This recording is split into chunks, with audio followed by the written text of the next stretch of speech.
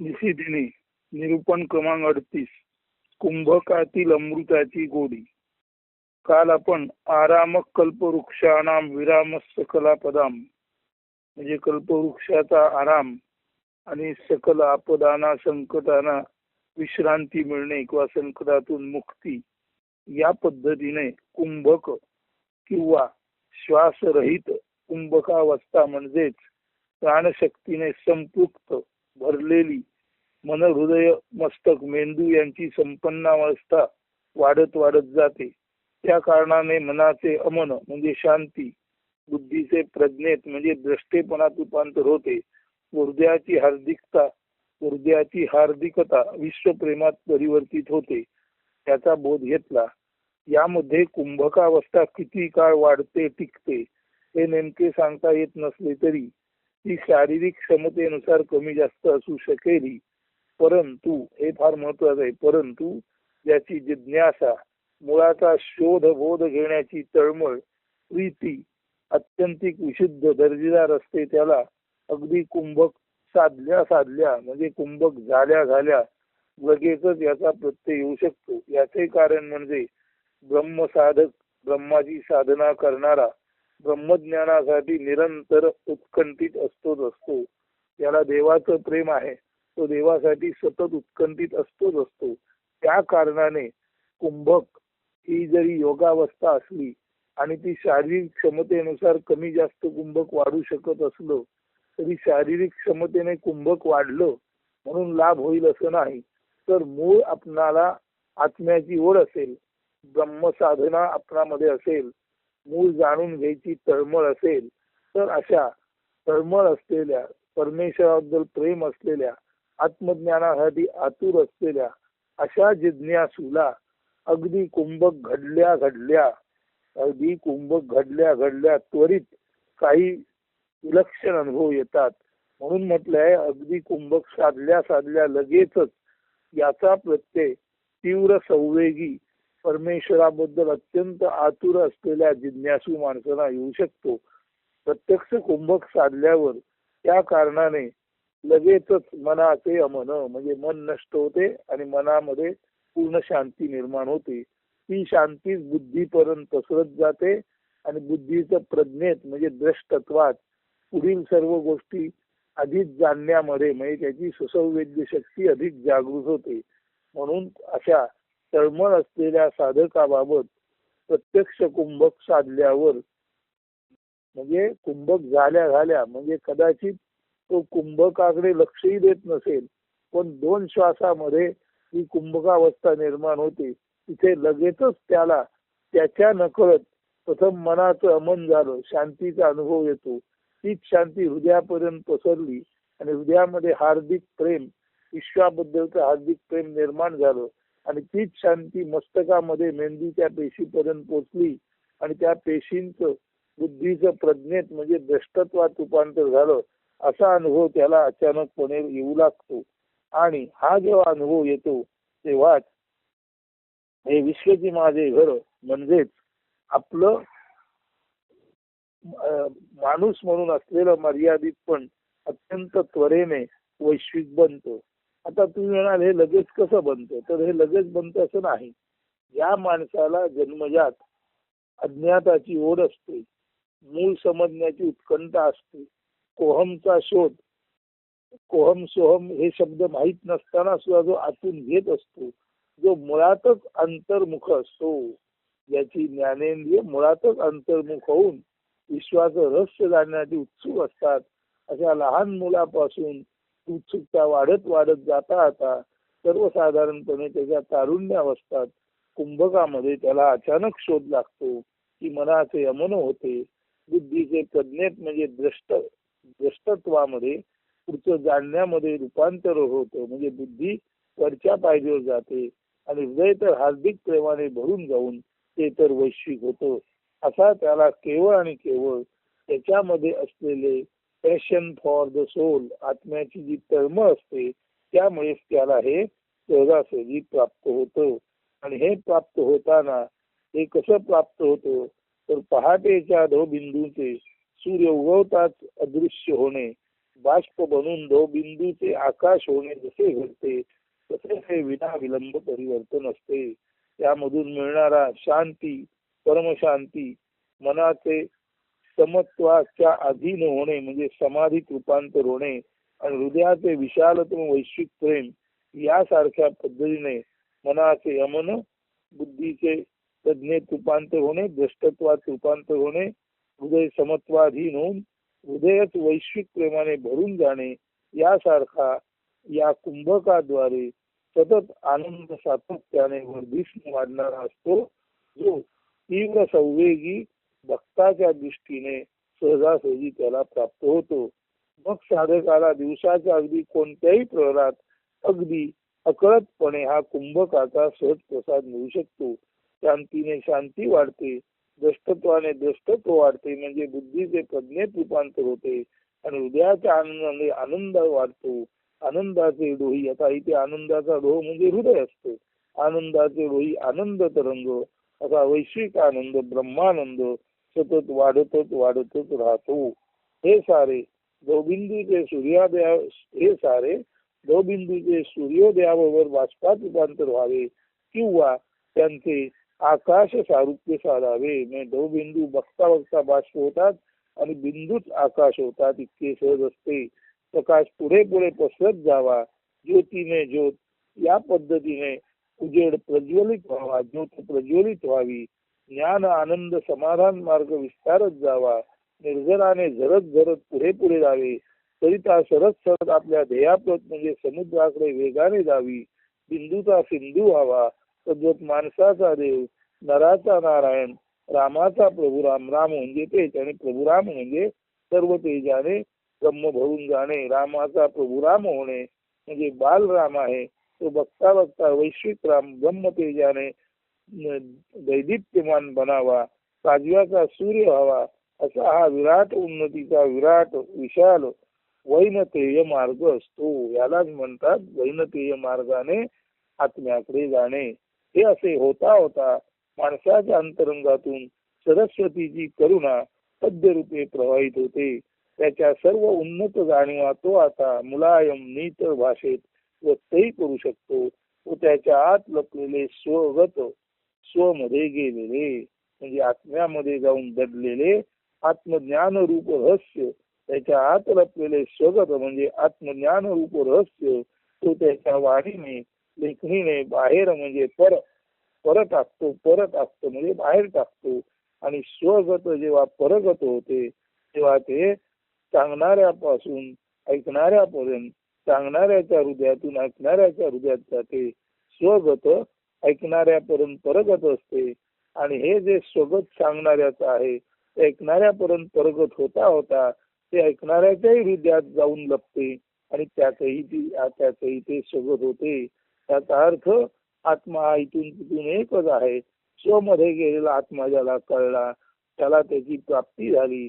तो आपल्या वाणीने लेखणीने स्वमध्ये लपलेलं आत्मज्ञान म्हणजे बाहेर टाकतो आणि बाहेरून ते ऐकणाऱ्यापर्यंत जातो आणि ऐकणाऱ्यातून परत ते ऐकणाऱ्याच्या हृदयात स्वगत म्हणून जातो. म्हणून आत्मा सर्व भूतांमध्ये आहेच आहे. एका जरी जीवाला आत्मज्ञान झालं तरी ते आत्मज्ञान त्या जीवाकडून उरलेल्या सर्व जीवांकडे स्वगत परगत स्वगत स्वमधून बाहेर जाऊन ते परगत होतं आणि ऐकणाऱ्याच्या हृदयात जाऊन परत ते तिथे स्वगत होतं. असा हा स्वगत परगत स्वगत असा हा आत्म्याचा अनंत आत बाहेर आत बाहेर आत लपलेला उघड लपलेला असा हा प्रवास असतो. आणि हे सर्व त्याच्या वाणीने लेखणीने बाहेर पडते आणि तो ते सर्वांकडे सक्षम पद्धतीने पाठवू शकतो.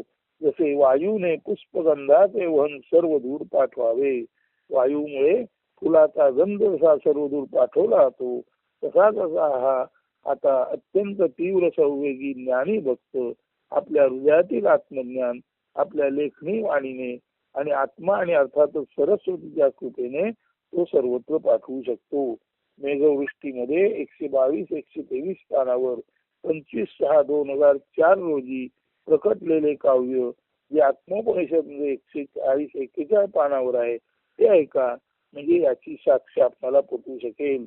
अमृताची गोडी अमृते चाखली, तव पूजनात भक्ती भाव भरे, मम हृदयात कमल उमले, तव सहवास जीवन सुवास, मन पारिजात सुगंधाची साथ, तव भावे गाता वाचा धन्य होई, नामकंठी धरिता अलंकृत होई, तो नामे टाळी हाती वाजविता, हातोहात हाती पडे निजस्थिती, समचरण जैसा विटेवरी राही, तैसा पांडुरंग निजांगी मी पाही, दर्शनाचा लोभ नाही आता उरला, कस्तुरीचा लाभ मृगाला लाभला, कस्तुरी मृगाला कस्तुरी लाभली, अमृताची ओढी अमृते चाखली. म्हणजे हे भगवंता, हे परमात्म्या आत्म्या, तुझे पूजन हृदयातल्या हृदयात करता करता माझा भक्तिभाव अत्यंत बहराला आला आहे. आणि तो भक्तिभाव बहरलेला जणू काही कमल रूपात प्रफुल्लित झाला. आणि हे भक्तिभावाचं बहरलेलं कमल मी माझ्या मनाच्याच माझ्या मानसिक पूजेने तुझ्या चरणावर अर्पित आहे. तो पूजनात भक्तिभाव बहरे, मम हृदयात कमलोमले, तव सहवास जीवन सुवास. आत्म्याचा सहवास हाच खरा जीवनाचा सुवास आहे. आणि त्यामुळे मनाला पारिजातकाच्या सुगंधाची साथ प्राप्त होते. म्हणजे आत्मा हा जीवनाचा सुवास आहे. आणि आत्म्यामुळेच मनाला पारिजातकाच्या सुगंधाची प्राप्ती होते. म्हणजे मन खऱ्या अर्थाने प्रसन्न होतं. तो भावे गाता वाचा धन्य होई, नामकंठी धरता अलंकृत होई. हा आत्मा परमात्मा परमेश्वर याला मनातल्या मनात जरी भावपूर्ण त्याचं गाणं गायलं, त्याची स्तुती केली, तरी आपली वाचा धन्य होते. आणि आत्म्याचं नाव, परमेश्वराचं नाव कंठात धरता कंठ सुद्धा अलंकृत होतो. म्हणजे कंठ सुद्धा जणू काही दागिन्याने सुशोभित झाला, अलंकृत झाला, अशी कंठाला उन्नत अवस्था प्राप्त होते. तो नामे टाळी हाती वाजविता, हातोहात हाती पडे निजस्थिती. भगवंताच्या नावाने सहज टाळी वाजवली तरी भगवंत सहजासहजी हातोहात हाती पडतो. आणि निजस्थिती म्हणजे स्वरूपाची प्राप्ती होते. समचरण जैसा विटेवरी राही, तैसा पांडुरंग निजांगिनी पाही. समचरण असा समत्वाच्या अधीन असलेला विठोबा जसा विटेवर उभा आहे, तसाच आत्मारूपी पांडुरंग माझ्या स्वरूपामध्ये समत्व धारण करून आहे. याचा मला शोध लागतो, बोध होतो. आणि माझ्यामध्ये सुद्धा सहजासहजी समस्थिती निर्माण होते. दर्शनाचा लोभ नाही आता उरला, कस्तुरीचा लाभ मृगाला लाभला. कस्तुरीला तिच्या मृगाला त्याच्या नाभीतील कस्तुरी लाभली, की आता मृगाला कुठलीच ओढ नसते. तसं आपल्याला आत्मारूप कस्तुरीचा लाभ झाला की आता कुठलं दर्शन नको. म्हणजे मृगाला त्याच्या नाभीतील कस्तुरी मिळाली, आता मृगाचं वनवन फिरणं, अरण्यात फिरणं थांबलं. तसंच आत्म्याचा सुगावा एकदा लागला की माणूस तिकडे तिकडे धावत नाही, बसल्या जागीच तो आत्मरूप कस्तुरीचा आनंद घेतो. आणि अशी ही अवस्था, कस्तुरी मृगाला कस्तुरी लाभली, अमृताची ओढी अमृते चाखली. कस्तुरी मृगाला त्याच्याच नाभीतील कस्तुरीचा शोध लागला आणि माणसाला आपल्याच हृदयातील अमृत आत्मतत्वाचा शोध लागला आणि अमृताने अमृताची गोडी चाखावी. कस्तुरी मृगाला कस्तुरीचा लाभ व्हावा, अशी ही सर्वत्र छान छान अति सुंदर विशाल आणि आनंदमय आत्म्याची सच्चित आनंद सघनता, ज्ञान सघनता प्राप्त होते. हे सारे एका यथा योग्य कुंभक साधनेतून साध्य होते. साधकाला या पाठी आपण निरूपणात सांगितलेलं आहे. हृदयी प्रकाशे ज्ञानबिंब, अमोल गंधित आनंद गंध, कलकल वाहे अमृत कुंभ, जनजीवनी फुले कमलगंध. साधकाला हृदयामध्ये ज्ञानबिंब, ज्ञान सूर्य वा ज्ञानभानू प्रकटला आहे आणि आपल्या हृदयामध्ये आनंदाचा कंद म्हणजे आनंदाचं निधान साठा जो आहे त्याचा सुवास येत आहे. साधकाला ज्ञानभानू प्रकाशला आणि ज्ञानबिंब प्रकाशित झाल्याचा हृदयामध्ये अनुभव येतो. तसंच त्याला आपल्या हृदयामध्ये अमोल गंधित आनंद गंध, आत्म्याच्या सुगंधाने गंधित झालेला आनंदाचा साठा निधान सापडतो. आणि खर तर आता त्याच्या हृदयामध्ये हे जे आत्मतत्व आहे, अमृत तत्व आहे, हे ज्या कुंभकामध्ये हा जो कुंभ आहे हेच ते कुंभक. आता हा जो आपला आत्मा आहे तो ज्या कुंभकामध्ये भरलेला आहे तो अमृत कुंभक म्हणजे एका भांड्यामध्ये साठवलेलं जे असतं त्याला कुंभक म्हणतात. तर आता कुंभक हे एक भांड आहे आणि या कुंभकामध्ये शांती आहे, द्रष्टत्व आहे आणि वैश्विक प्रेम आहे. या तिन्ही गोष्टी मिळून या कुंभकात साठवलेलं हे खरोखर अमृत आहे. ते आता इतकं ओतप्रोत भरतं की ते अमृत आता त्या कुंभकात साठत नाही.